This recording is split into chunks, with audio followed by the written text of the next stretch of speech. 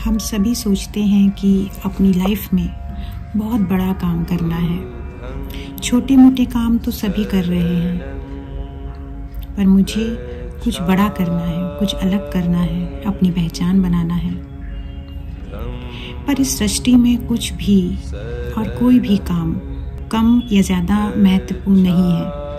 एक कथा है गौतम बुद्ध के जीवन से जो आपको बताएगी कि एक छोटा सा काम भी कितना बड़ा सहयोग करता है इस पूरे यूनिवर्स को चलाने में। यह घटना उस समय की है जब भगवान बुद्ध राजमहल छोड़ने के बाद ज्ञान की खोज में कठोर तपस्या कर रहे थे।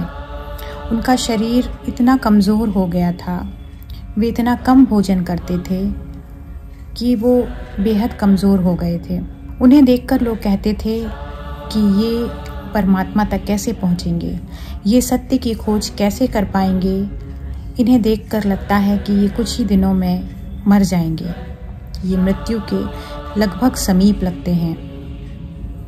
पर उसी समय सुजाता नाम की एक बड़ी दयालु और धर्म पर चलने वाली स्त्री जो उसी क्षेत्र में रहती थी, वो वहाँ एक मन्नत पूरी होने पर गांव के देवता को खीर का भोग चढ़ाने आई थी।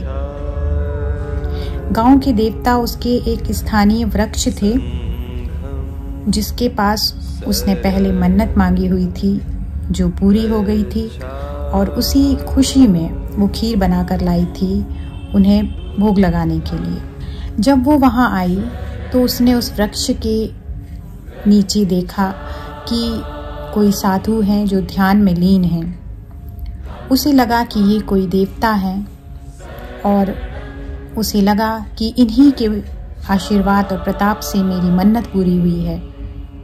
तो उसने जा कर के वो खीर का भोग उन्हें अर्पित कर दिया। वो साधु कोई और नहीं, वो गौतम बुद्ध ही थे। बुद्ध ने उसकी वो खीर स्वीकार की, और जब बुद्ध वो खीर खा रहे थे तो खीर खाते खाते उन्हें अपने शरीर में थोड़ी जान महसूस हुई। उन्हें एहसास हुआ कि मैंने अपने शरीर को कितने कष्ट में रखा है।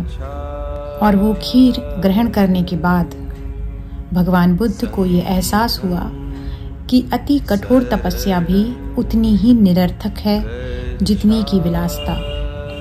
इसीलिए आपको एक मध्यम मार्ग चुनना पड़ेगा, जहाँ ना तो शरीर को अनावश्यक रूप से कष्ट दिया जाए और ना ही भोग विलास के पीछे भागा जाए।